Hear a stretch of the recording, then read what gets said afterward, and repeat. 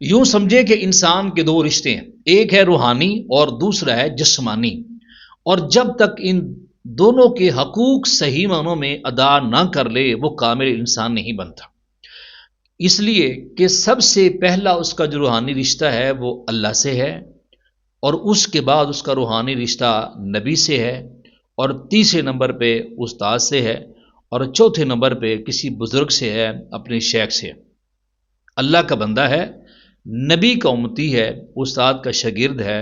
اور کسی پیر کا مرید ہے یا کسی بزرگ کو ماننے والا ہے۔ یہ چار روحانی رشتے ہیں اس کے، یعنی سب سے پہلا رشتہ وہ اللہ سے ہے۔ اللہ رب العزت کی بندگی کرے، اس کو ایک مانے، اور وہ توحید کے اوپر پکا رہے، استقامت اختیار کرے، اور جو حقوق ہیں وہ ادا کرے۔ اور اس کے بعد نبی اکرم نور مجسم شفیع معظم صلی اللہ تعالیٰ علیہ وآلہ وسلم کو آخری نبی ماننا، اور آپ کے بعد کوئی نبی نہیں آئے گا، اس بات پہ یقین کامل رکھنا، اور جو بھی اس کے اوپر وہ حقوق ہیں، علماء نے وہ 8 لکھے ہیں، پھر انشاءاللہ وہ بیان ہوں گے، ان کے اوپر عمل کرنا۔ اس کے بعد استاد ہے، اور ان کی خدمت کرنا، ان کا ادب کرنا، تو یہ ضروری ہے۔ اور آخر میں وہ کسی بزرگ سے محبت کرتا ہے، وہ معتقد ہے، یا کسی پیر کا وہ مرید ہے، تو اس کے حقوق ادا کرنا، یہ روحانی رشتے ہیں یہ انسان کے۔ اور دوسرے نمبر پہ جو ہے وہ جسمانی رشتہ ہے، کہ یہ فلاں کا بیٹا ہے، اور فلاں کا بھانجا ہے، اور فلاں کا پوتا ہے، فلاں کا نواسا ہے، فلاں کا بھانجا ہے، فلاں کا بھتیجا ہے۔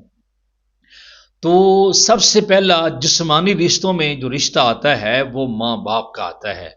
یعنی روحانی رشتوں میں سب سے پہلے اللہ کا ہے، اور جسمانی رشتوں میں سب سے پہلا جو رشتہ ہے وہ ماں باپ کا ہے،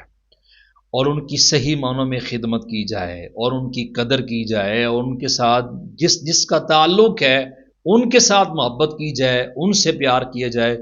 یہ انسان کی ذمہ داری ہے، اور وہی صحیح معنوں میں کامل مسلمان ہے، وہی کامل مومن ہے۔ دنیا کے اندر بھی سرخرو ہوگا، قبر کے اندر بھی، اور حشر کے اندر بھی اللہ پاک اس کو سرخرو فرمائے گا۔ اللہ پاک کی مقدس مبارکہ میں دعا ہے، جس مقصد کے لیے اللہ پاک نے ہمیں اس دنیا میں بھیجا، اس میں کامیابی کامرانی عطا فرمائے۔ وما علینا الا البلاغ۔